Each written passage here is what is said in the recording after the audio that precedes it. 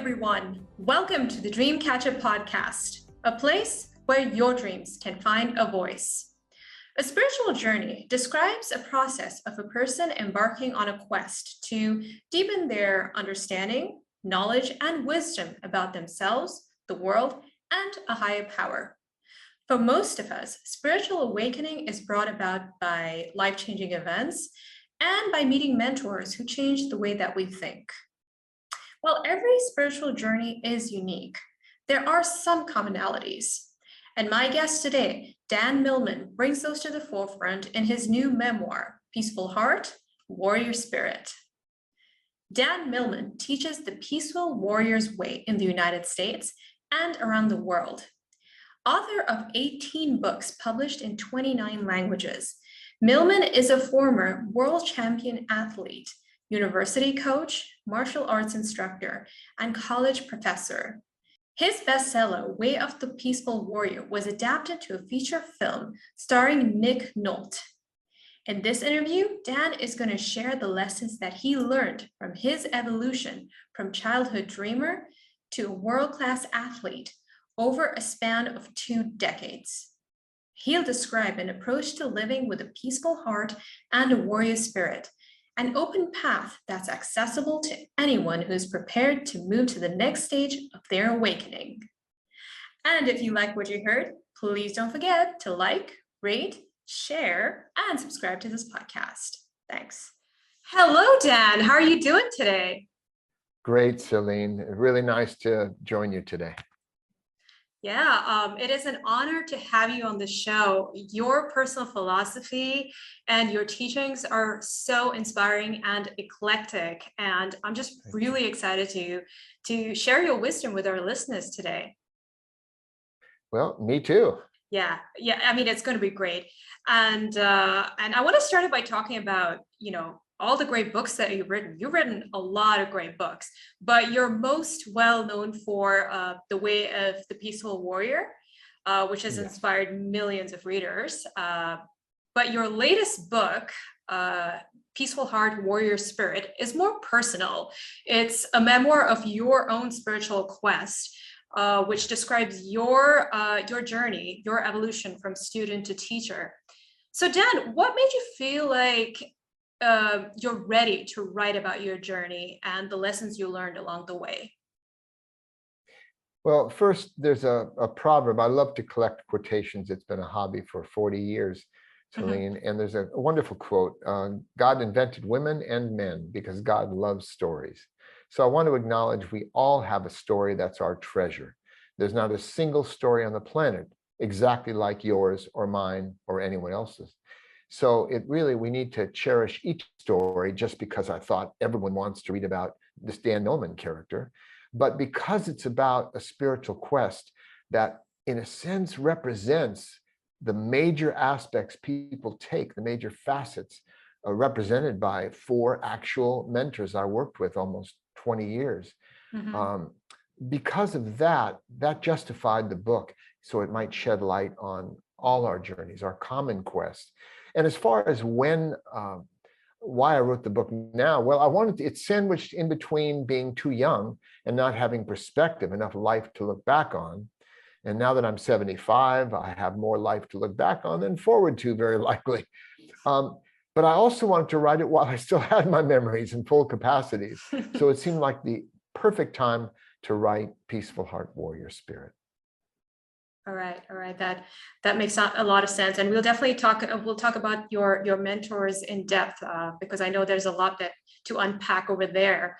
And you were an athlete and a coach, and I'm curious to know during those times, how did you deal with the pressure? Because I know that you went through a lot during those times, a lot of challenges. So was there a particular technique, school of thought, or a healing modality that really, really worked for you? Or was it like a blend of everything you learned?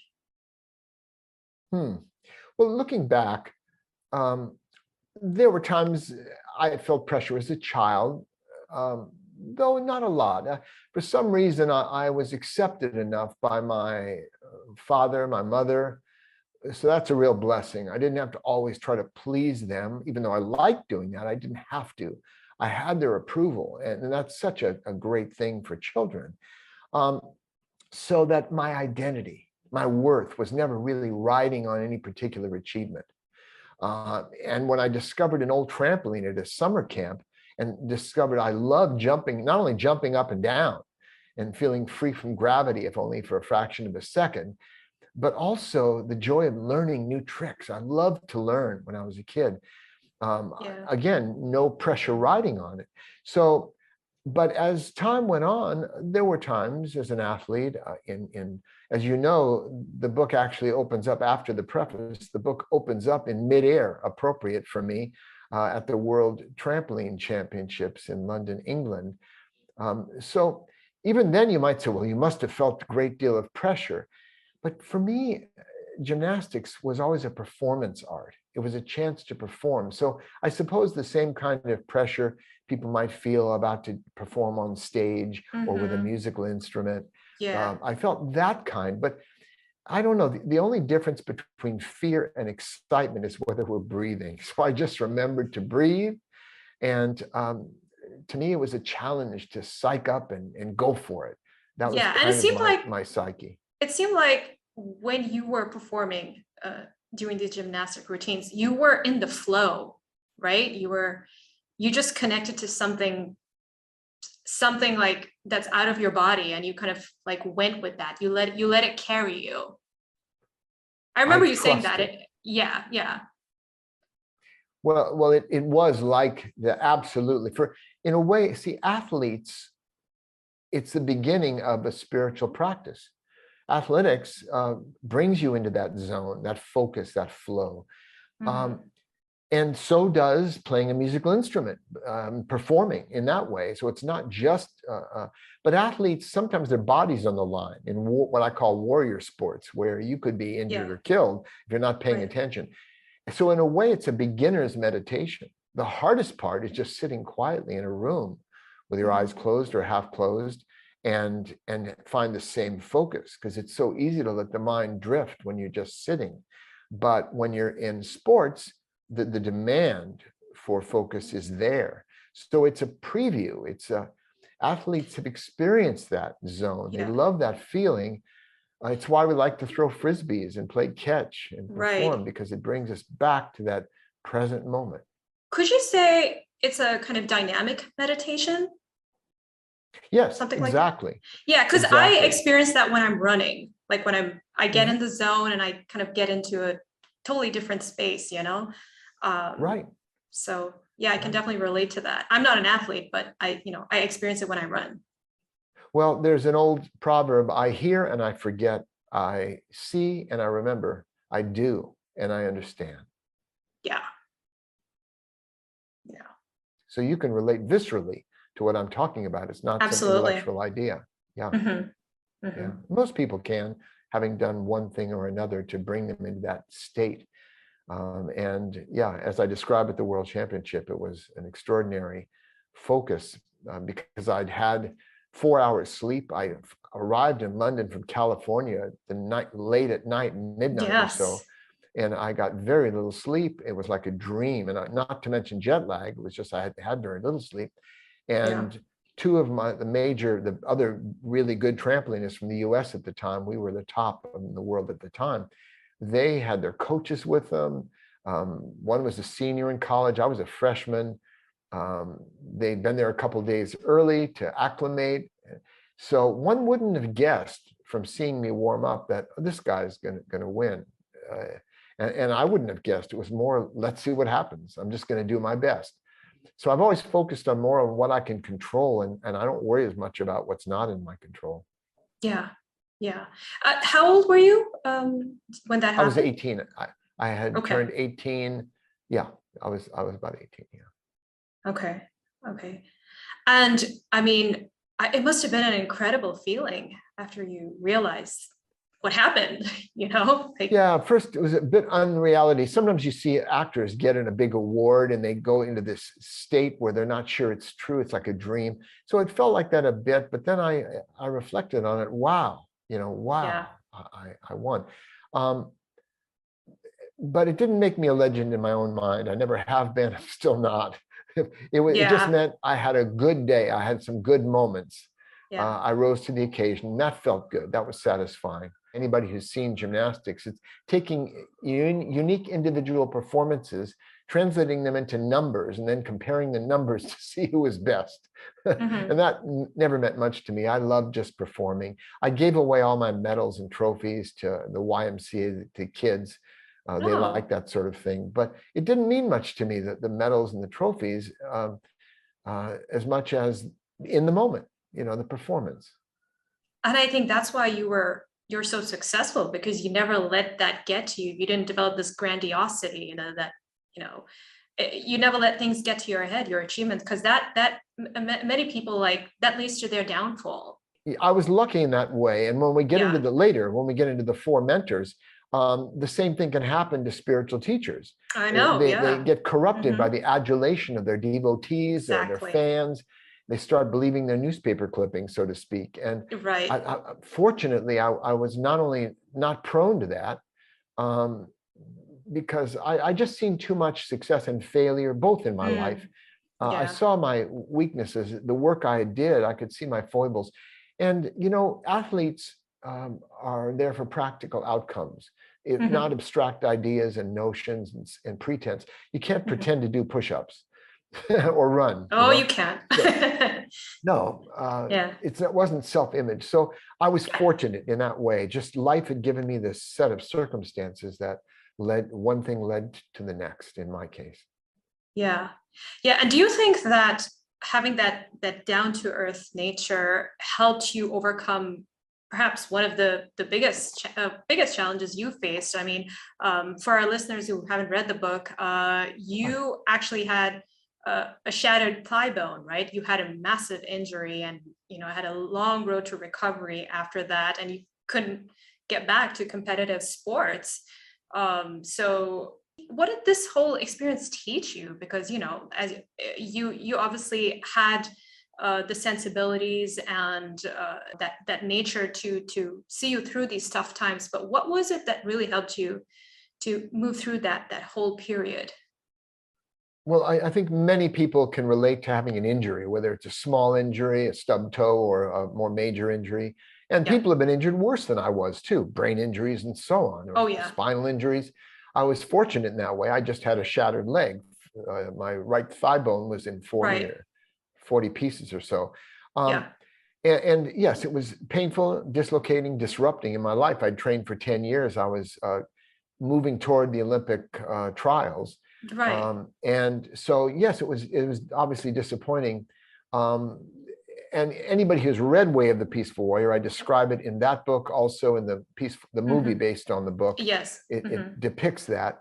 But um, it was, yeah, I was in shock in the hospital. I was supposed to go to Yugoslavia, then Yugoslavia, it was Hmm. called, Hmm. a couple days after that. And I asked the doctor if I'd still be able to go and train in a few more days, because he said, well, in 6 months you might be able to walk, normally again. And so that kind of was a wake-up call. But when I realized the situation, it did shake me up. Uh, I wasn't bulletproof anymore. So many 20-somethings are in that bulletproof phase of life. They can do anything. And I started questioning, gee, my mortality, I could have been killed. Um, and I guess, like I like to say for the record, the way I'm depicted in the movies, weaving through traffic and speeding on the motorcycle, that I didn't drive like that. I was pretty careful, but it's not uncommon to have a car turn in front of you, and I wasn't experienced enough on the Hmm. motorcycle, and I did Yeah. have to crash into It's it not that and you were flew. reckless. It was just, No, I wasn't. yeah. I wasn't being Hmm. reckless. If I had, Yeah. I'd cop to it. I'd say I was being careless. Yeah. But no, in fact, if I'd been speeding, I would have been killed probably. But in any case, that injury I didn't know. I was in a place of uncertainty. I knew I had a Yeah. broken leg. I knew legs could heal. Um, I had to have a rod put in my leg and some bone taken out Mm. of my hip and put it in my Yeah. leg. So it was a pretty serious break. Um, so in that case, I was trying to do push-ups in my hospital bed before I left the hospital. And then I Yeah. was just focused on upper body strength. And I just said, let's see what I can do. I've learned since then that we cannot control the outcomes in our lives. We can't always be guaranteed to reach a goal, but we can control our efforts. And by making a good effort, we increase the odds of getting our desired outcome over not making the effort. So effort is success. And I made the best effort I could over time. And I was able to get back on my team and what all that followed. Yeah, and I really admired you for that. I was like, wow, he made the best of the circumstances that he was in, and that's wonderful. And I couldn't help but wonder, Dan, did you have an identity crisis when this happened? Because your whole life was gymnastics. So did you experience that for a while? Well, yes and no. It was part of my identity. I had trained, but to me, instead of saying I am a gymnast, and the words are important, I said I do gymnastics. So it wasn't my identity. You can't say I am a doctor. No, I practice medicine. I am a musician. No, I play a musical instrument. That way, our identity isn't on the line. So exactly. I was still me, but I was a more sober and thoughtful and reflective me. So there was a kind of crisis. What am I going to do with my life if I don't get back to this? I had such a strong goal I'd been working toward. So there was that. And many people may be able to relate to that. But I think in a bigger picture here, Celine, it was a form of adversity. It was a difficulty. It was a challenge. And we've all experienced physical, emotional, or mental pain in our life. Yes. And at the same time, I often remind people that I think we can all agree that when we've faced those challenges, those difficulties, that adversity, we're a little bit stronger for having done that, a little bit wiser. Sometimes digging out of a dark hole, which it felt like I was doing, can give one the strength to climb the mountain. So it is a reminder that we don't have to pretend to like adversity when it happens. I didn't say some slogans and pretend it was a great thing. And yet looking back, it changed the course of my life. I wouldn't be here speaking with you if that hadn't happened. I believe that. I might have just been a sports announcer or a coach doing that for my life. Or I would have looked back, hey, I was an Olympian. But it did really send me inward and wondering, what is life about? And I started asking bigger questions as a result of this. And we've all heard the saying that we can't always control what happens to us, but our response is going to be key. How do we respond to what happens to us? And so I hope I've served as a good example in that way. Yeah, you certainly have. I mean, a lot of people would not be able to process adversity in the way that you did. They might look for comfort in unhealthy things, or they might just kind of lose their way. I mean, anything could have happened, but you chose to look within you and probe deeper and kind of look for the wisdom and the learning in your experiences. And I think that's great. Well, lemons to lemonade, that kind of thing. So yeah, pretty much. I made the best I could of it. So yes, yes, you did.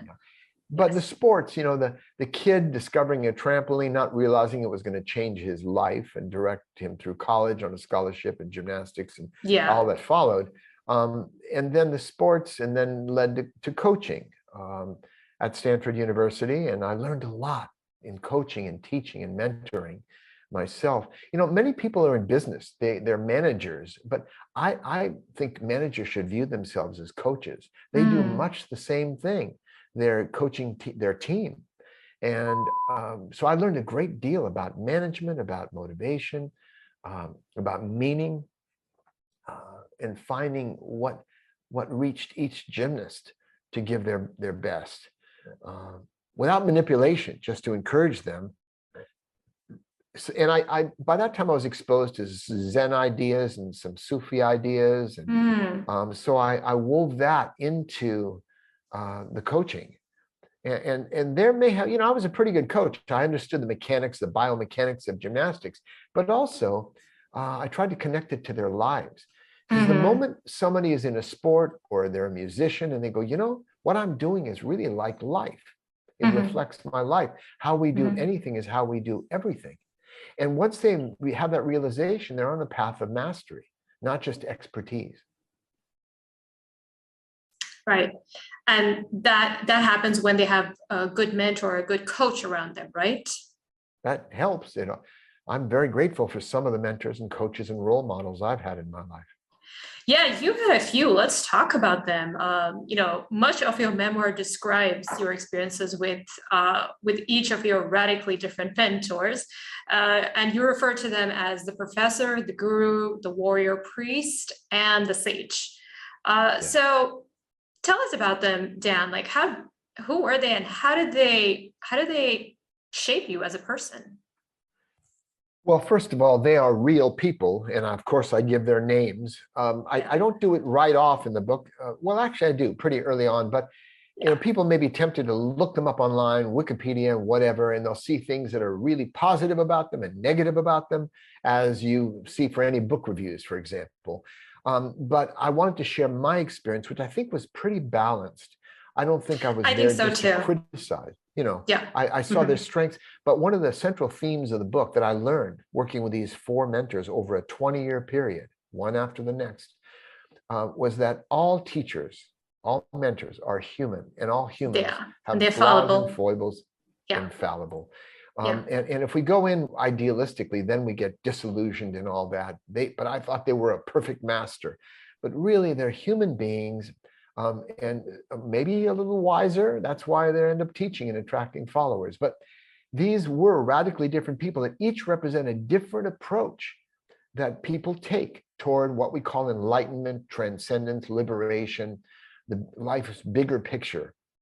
And the professor, I'm not going to go into all the Yeah, of circumstances how course. I Yeah, met and yeah. but Yeah. I want listeners, I want readers to understand and appreciate why I was attracted to them, even to the point of them saying, gosh, I wish I'd had that teacher. I wish I'd had that experience. But then I'm going to explain why I moved on. And so I think the reader will become wiser having gone through this experience with me and really see some of these things for their strengths and their liabilities. So the professor created a school through his own unusual background. He was a prodigy. That's really never quite been on the planet in this form for modern men and women who want to do step by step, do the exercises, wake up. He promised illumination, enlightenment at the end of a 40-day training I took, 40 days, 10 hours a day, intense. The way it was put together with 50 different kinds of meditations for different purposes, deep breath work of various kinds, deep relaxation work, movement training, psychophysical movement training, And this a was in the holistic. 70s?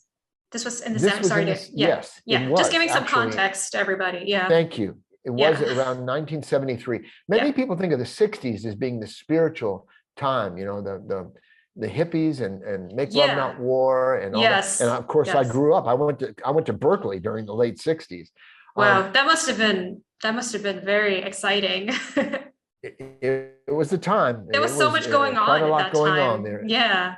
There was, and it was almost like that movie Gone with the Wind, where they walk through the backdrop of Atlanta burning. Well, to me, it was like that background drop. I walked through Sproul Plaza, and Mario Savio was on the top of the car, and the police were surrounding him, and crowds were doing the free speech movement, the sit-ins. My mother was very progressive politically, and she was so Yeah. disappointed I wasn't sitting in, but I was busy training and studying. That was my goal and my focus. I definitely sympathized with much of the protests, including the Vietnam War protests. Yeah. It seemed a crazy war to me, but there were enough people doing it, and I just didn't need to add my voice. I thought I could do more good doing what I was doing, so I continued training and studying. So anyway, during that time, then the 70s really were when people started looking. It was a deep time of introspection. The EST training started in the 70s, and all kinds of different spin-offs. And there were many, many teachers, gurus came from India and so on and elsewhere. Yeah. A lot of cults But too. Oh, a lot of cults, yeah. Yeah. And as well, I'll get to that when we talk about the guru. But Yes. the professor had a technological approach. Do these exercises, see what the results are. No beliefs were required. You just did the work. And it was intensive. Group process, models of levels of consciousness, and how we deal with tension release in constructive or less constructive ways. So there was a great deal of self-knowledge and introspection. Some people have heard of the Enneagram books. Well, all those books, that system, came from the professor. He Oh, was the really? source. Oh, yeah, Oh, he was absolutely okay. the source. A man named Claudio Naranjo studied with him in Chile, where he taught originally. Okay. And Naranjo taught other people, including Helen Palmer, who was one of the Enneagram authors, and others. But they all finally admitted, there was a court case, and they finally admitted, yes, the professor named Oscar Ichazo, he was the source of this modern day Enneagram material. So there was a great deal of depth. So, but I found that I was going through personal things with my first marriage. I was married to a lady named for 8 years. And I realized the inner work was just getting me better at doing inner work. There was a firewall between it and everyday life. So I ended up becoming somewhat disillusioned after the advanced training, the professors, and then more of the training with the professor. I finally moved on and discovered soon after the guru. And it wasn't just that I was taken with him, because there were many, many different gurus, teachers, but it was Alan Watts said, I've been waiting for such a one my whole life. And Ken Wilber, he's a respected scholar, studied every kind of different tradition, said the guru seems to understand these teachings better than their originators. So they were both very taken with. So I had a lot of company. There were some very intelligent people. Yeah. Yeah. And he was young too. He was young too, young. right? He was in his early American. 30s. Yeah. Yes. And he'd gone to Columbia in philosophy, got an MA from Stanford in English. Yeah. He was a brilliant writer. I discovered his first 3 books. And but he functioned though, not just as a writer or a teacher, but he functioned as how do I put it, transparent to the divine. And by just sitting with him, he could transmit this kind of force, this experience, this rarefied, numinous kind of experience of transcendence, just sitting with him in what's called darshan. Satsang also is another for this, and so I was a student and a follower of him, and there were many experiences, life conditions. Every moment of the day we had to practice, like many Orthodox Jews or Muslims. There's practice all the time. Yeah, it was intense. And by the way, my wife Joy of 45 years now, we were together through the professor, through the guru, and the other teachers. So it was nice reading her perspective on all these teachers as well. I'm glad you enjoyed that. Actually, she read every draft of my book. I did about 9 drafts before it was done. I cut a 500-page unruly hedge into a bonsai, just pruning and trimming it to make it. That's actually the hardest part. To 200 pages. What do you cut? Well, I cut 300 pages from the original overwritten. Is that locked up somewhere? Yeah, it's on my computer, but I wouldn't do a director's cut. If you've ever seen director's cuts of movies, usually they're too long. I know. There's a reason they cut them down. Exactly. And so Jack London, the writer, once said, it takes hard writing to make easy reading. And I put the effort in to make it a crisp reading. But anyway, she read every draft. And at one point she said, Dan, I see things a little differently from you. What if I wrote a little something? And so she has about 10 pages, as you know, of commentary sprinkled through the whole 200-page book.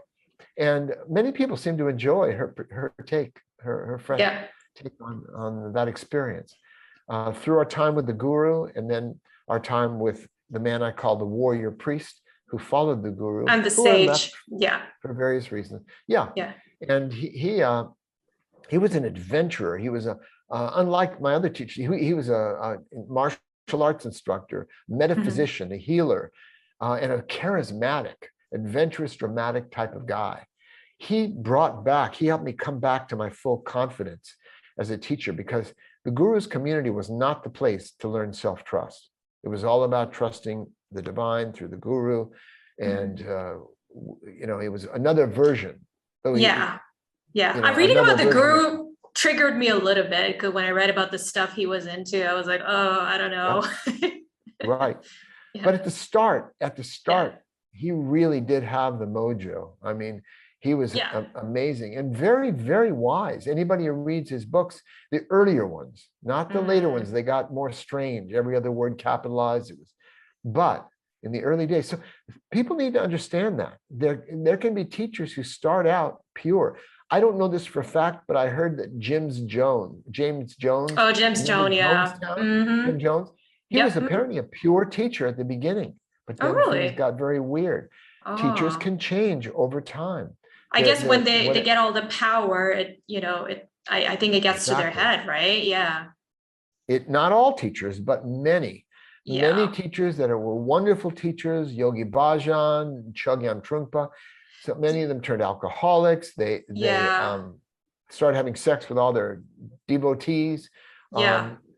And that can happen. So one needs to stay vigilant, not assume the person at the beginning is the same later on.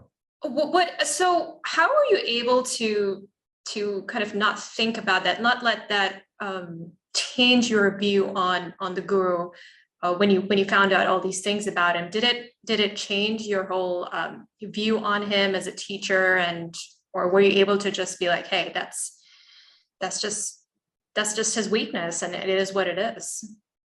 Well, I wouldn't even call it weakness. I would call it exploitation, frankly. Exploitation, okay. Yeah, I was, in other words, for whatever reason, I was able, maybe being a Pisces or something, I don't know. I'm able to see two sides of every issue. So I'm a Gemini, so yeah. Okay. Got that duality. There's so many of you, Celine. So the thing is, it didn't negate his strengths, the fact that he had weaknesses. But that's what eventually led Joy and I to say, this is not where we want to be anymore. Yeah. We were not shocked, because we'd heard rumors for a while that, we knew he had 9 wives while we were still studying with him and so on. But he was never claiming to be a celibate, pure, white-robed monk from the start. He said this is crazy wisdom. Yeah. So he never claimed that. He wasn't a hypocrite at all. But it got wilder and wilder. Now, he claimed he was having to sink to the level of his devotees to teach them life lessons, and all that sounded, just after a while, too much rationalization. But I don't want to belabor that, because as I wrote in the back near the end of the book, if we just judge them for their weaknesses, we end up with a caricature. And they had great strengths as well. He still wrote brilliant books. It's like Michelangelo or Leonardo da Vinci may have been cruel to the women they were with. And that's bad. And you have to see that and acknowledge it. Just like some of the founding fathers in the US had slaves. So you have to acknowledge that and not ignore it or gloss over it or rationalize it. But at the same time, Leonardo had great inventions and created incredible art, and so did Michelangelo. Should we throw out the David because he was abusive at times? This is I don't suggest an answer, but we read about actors we admire, for example, and then we read about their personal lives, which are kind of a mess sometimes. Right. And so do we just stop watching their movies if they're brilliant actors? So this is a tough question that I haven't fully resolved. Yeah. I just know we need to recognize their strengths, recognize their weaknesses, and see them as fallible human beings that may have made contributions nonetheless. So what you're saying is we have to be discerning, but at the same time, we have to accept the fact that they're human, and they're prone to making mistakes, and just as anyone else. And again, I don't even use the word mistake, because mistake is you stumble and you trip and you fall. They did something deliberately. Yeah, they may have regretted it later on. But even my motorcycle crash, you could say it was a mistake or an accident, but I was driving in dusk on a motorcycle. At least I was wearing a helmet. So the consequences were such that I opened myself up to a higher level of risk. It took me many years to learn that. By the way, the guru also, at the same time as he was doing all these things, he was sitting with us. He was devoting a lot of his life to instructing us. He once said that there are many cults. He said cult is just a word for people who surround a teacher, an idea, an activity. They're chess cults, or they're cults around movie stars or singers and spiritual teachers. He said the question is not whether something is a cult, but whether it's benign or damaging, whether it's encouraging or manipulative. So he pointed that out, and he once said, we're not in a cult because it's hard to get into and it's easy to leave. And that was very true about that community. It was not easy. You had to follow these life conditions to even approach the community and live in a community household. It was not easy to get into, but one could just get up and leave whenever they wanted. However, that is not very different from, what other cults, right? Usually it's difficult for people to get out and they don't have that option. Exactly. They're manipulated. They're sometimes physically restrained. They're pressured, all those things. But in our community, it's just like, for a courtesy, we could just say, by the way, I'm moving out of my household. I'm leaving the community. And they'd say, well, bless you, good luck. The thing is, though, as I point out in the book, even in groups like mine, when it was quote unquote easy to leave, psychologically can be very difficult because most people don't give their lives over to a teacher thinking they're the second best teacher around. They believe this is my road, the path, maybe the only path to enlightenment, to awakening. And so it's not easy psychologically to say, oh, I think I'll leave now. So it's like a steel thread. And people have to recognize that it can take a tremendous resolve and character to break away. And there are people who were in the community with me who are still, even though he's passed away, they're still, well, look, I'm grateful to all my teachers. I see them realistically, but I still have gratitude for what I learned. And the warrior priest had, as you know, a physical mishap. Yes. And it changed his personality. But he was so helpful to me and many others. And the sage, the final teacher, finally brought me down to earth. By the way, after the professor and the guru, I was done with teachers. I felt I had two of the heaviest hitters on the planet. Why do I need a third teacher? Who follows that act or those acts? So I wasn't looking for the warrior priest, but through circumstances I describe, we ended up meeting, and it was like finding a long lost brother. I knew him. I spent time with him. We traveled together, taught together. That was different from my experiences with the professor or the guru, where they were just distant figures, aloof. So that was and it was part of my evolution. But again, it's not really so much about me. I hope, this is my greatest hope for the book, that readers will go, wow, I see a lot about me in this. I'm learning, I'm recognizing things that can help my life, not just about this Dan Millman fellow. Yes. No, I mean, it definitely helps, Dan. But what really stands out in your story is that there's so much synchronicity, in meeting all these teachers, and that may or may not happen for most people. So if they are looking for mentors and teachers, of that caliber, of that high caliber, what can they do to increase their chances of finding them? Well, there's a saying most of us have heard who are into the quest is when the student is ready, the teacher appears. Yeah. But many people misunderstand that. It's a nice bumper sticker slogan. But many people think when the student has suffered enough or deserving enough or worked hard enough or been initiated, then a teacher like Socrates or like one of my mentors or, will appear in their life to guide them or kick them up the path. But what I believe is more true is when the student is ready or paying attention, the teacher appears everywhere. You can learn a valuable life lesson from watching a cloud drift across the sky or a tree bend with the wind instead of breaking. So nature's always been my primary teacher. And again, I've had many role models. We all have. One of those, or two or three teachers we had in middle school or high school or college that really stand out for us. But even out of the academic surroundings, there are people who've inspired us. We wanted to emulate. But so I've had those too, and we all have. Here's the thing. In my case, I hit a point. See, I was really into self-improvement when I was young. I took speed reading and memory courses. How to Yes, I remember a saw whole deck of that. cards, all that stuff. Yeah. And Yeah, you juggling. even studied magic, right? That was, Yeah, I studied yeah. magic, sleight of Yeah. hand. Um, Yeah. for example, I'll show a trick right now. You see this pin? Okay. Okay, it's Yes. going to disappear. Look, it's gone. And now it's back. There So you yeah, go. I wanted to demonstrate that. So sleight of Thank hand, you. my grandkids enjoy that. So yes, magic and ventriloquism and this and that.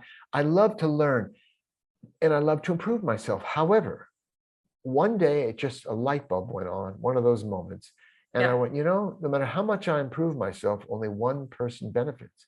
But Mhm. if I could help other people, if I could influence other people, maybe many, I Mhm. didn't know how I would do that at the time because I was teaching gymnastics. But Mhm. I said that would make my life more meaningful. So I believe Mhm. because of my commitment to share whatever I learned with other people, maybe that opened me up on some level to discover the teachers that I did. I went to the efforts.